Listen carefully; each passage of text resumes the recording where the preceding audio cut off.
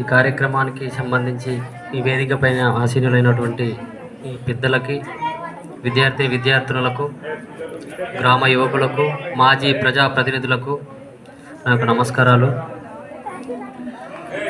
నేను ఒక చిన్న విషయం గురించి మాట్లాడదాం అనుకుంటున్నాను. అది ఇప్పుడు చాలామందికి ఇవి చెప్పే విషయం అందరికీ తెలుసు, అంటే యువకులకి దాదాపు. నేను మాట్లాడే విషయాన్ని మీరు దయచేసి ఒక లెక్చర్గా అని కాకుండా, అంటే మీకు తెలుసు ఇది, కాకపోతే మళ్ళీ ఒకసారి అంటే గుర్తు చేద్దామనే ఆ ఉద్దేశంతో మాట్లాడదాం అనుకుంటున్నా. మీరు అందరు పర్మిషన్ ఇస్తే మాట్లాడతా. ఒక సామాజిక బాధ్యత గురించి ఇది అందరికీ తెలిసిన విషయమే. అయితే ఆగస్టు 15 అనేది భారతదేశానికి స్వాతంత్రం వచ్చిందని, స్వాతంత్ర దినోత్సవం అని చెప్పేసి మనము ప్రతి సంవత్సరం జరుపుకుంటాం. జనవరి 26 అనేది ఈ గణతంత్ర దినోత్సవం అని చెప్పేసి జరుపుకుంటాం. అసలు స్వతంత్ర ఉద్యమం ఏంది, ఆ స్వతంత్ర ఉద్యమంతో పాటుగా ఈ రిపబ్లిక్ డే, ఈ గణతంత్ర దినోత్సవం అంటే స్వాతంత్రం అంటే ఒకప్పుడు మీ అందరికీ తెలుసు, ఆంగ్లేయులు వచ్చారు, మనల్ని పరిపాలించారు, వాళ్ళ పైన మనము పోరాటాలు చేసినాం, వాళ్ళని నిలగొట్టినాం. అట్లా అంటే వేరే వాళ్ళ ఆజమాయిషి, వేరే వాళ్ళ తో సంబంధం లేకుండా, అంటే మనమే సార్వభౌమాధికారం, అంటే మన దేశాన్ని మనమే పాలించుకునేటట్టు, మనల్ని వేరే వాళ్ళు ఉండకుండా మనల్ని మనమే పాలించుకునడానికి మనం ఒకటి తెచ్చుకున్నాం, అదే స్వాతంత్రోద్యమం. ఆ తెచ్చుకున్న స్వాతంత్రోద్యమాన్ని, తెచ్చుకున్న దేశ స్వాతంత్రాన్ని మరి ఎట్లా మన దేశాన్ని అంటే ముందుకు నడిపించాలి, అంటే దేనితోని మన దేశం ముందుకు నడుస్తుంది అంటే దానికి ఒక బేస్ అయితే ఉండాలి కదా, అంటే పునాది. దేనిపైన మనము దేశాన్ని నడపాలి అని అన్నప్పుడు ఆ దేశానికి ఒక రాజ్యాంగం అవసరమైంది. ఆ రాజ్యాంగం అంటే ఏంది, ఆ దేశానికి ఉన్నటువంటి ఏదైనా దేశానికి రాజ్యాంగం ఉంటే ఆ దేశానికి అదొక ఆర్మ్, అంటే ఒక ఆయుధం లాంటిది. అట్లాంటి ఆయుధాన్ని మన స్వతంత్రోద్యమకారులు, మన అమరవీరులు వీళ్ళందరూ కలిసి మన భారతదేశ స్వాతంత్రం, అంటే వేరే దేశ రాజ్యాంగాలకి మన దేశ రాజ్యాంగానికి చాలా తేడా అంటే ఉంటుంది. చాలామంది అంటారు అన్ని దేశాల నుంచి మన దేశానికి సంబంధించిన రాజ్యాంగం కాపీ కొట్టారని చెప్పేసి. కాపీ కొట్టచ్చు, కానీ మనకంటూ ఏ దేశానికి లేని ప్రత్యేకమైన కొన్ని విషయాలు కూడా మన రాజ్యాంగంలో ఉన్నాయి. ఆ విషయాలు ఏంటంటే ప్రాథమిక హక్కులు, సామాజిక బాధ్యతలు, అంటే ప్రాథమిక బాధ్యతలు.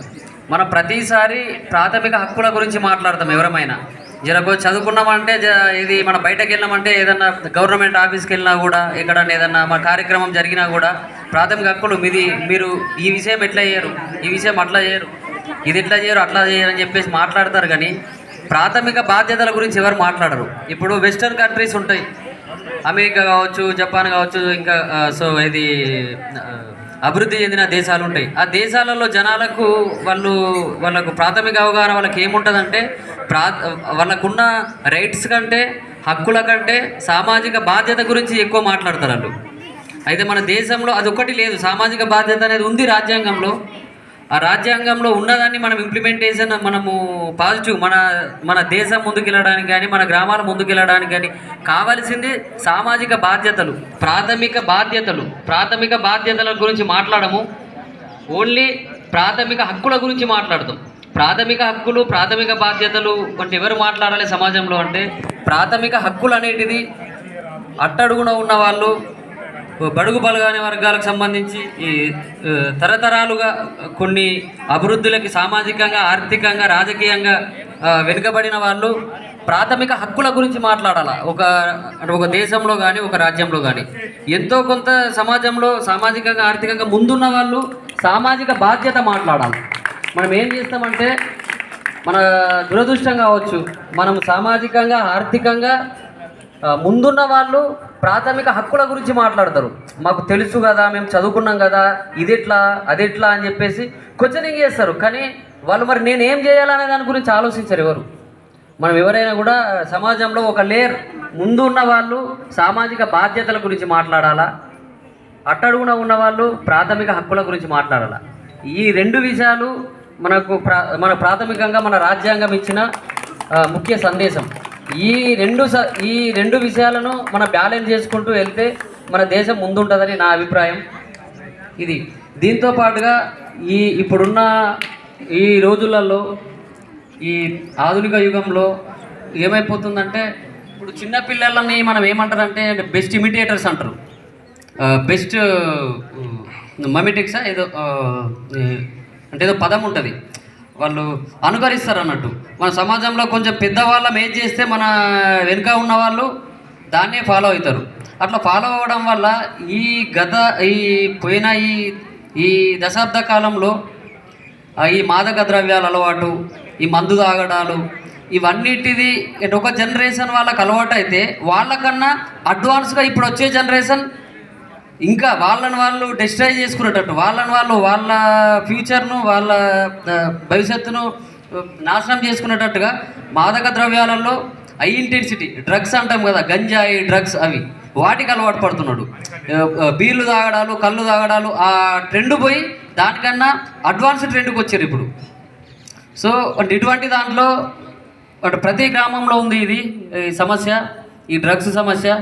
దీనిపైన కొంచెం మనం సమాజంలో కొంచెం ముందున్న వాళ్ళు, చదువుకున్న వాళ్ళు, డిగ్రీలు చేసిన వాళ్ళు, పీజీలు చేసిన వాళ్ళు, ఇంకా పట్టభద్రులు ఎవరైనా సరే ఊళ్ళో మనకు ఇది మనం అటువంటి అలవాటు కానీ అటువంటి లైఫ్లో మనం ఉంటే అది కరెక్ట్ కాదు అనే భావన చిన్నపిల్లల లోపల తీసుకొచ్చేటట్టుగా అదొకటి సామాజిక బాధ్యతగా మనము తీసుకోవాలని నేను అనుకుంటున్నాను. మీరందరూ అది తీసుకుంటారని నేను అనుకుంటున్నాను.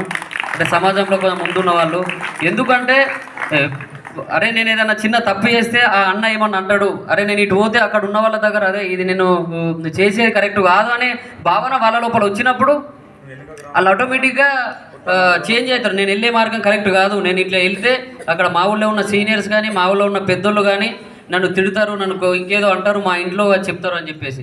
దాంతోపాటుగా ఇంట్లో తల్లిదండ్రులది కూడా మన దగ్గర అంటే చదువుకోలేని వాళ్ళది అంటే వేరే విషయం, వాళ్ళకు అవగాహన ఉండకపోవచ్చు. అంటే వాళ్ళకు బయట సమాజం గురించి వాళ్ళు ఎక్కువ అంటే ఎక్స్పోజర్ కారు కాబట్టి వాళ్ళకు అవగాహన ఉండకపోవచ్చు. ఇప్పుడు చదువుకున్న తల్లిదండ్రులు ఉన్న పిల్లలు కూడా మాదక ద్రవ్యాలకు, డ్రగ్స్కి అట్లా బానిస కావడం అనేది అది చాలా పెద్ద దురదృష్టకరమని నేను భావిస్తున్నాను.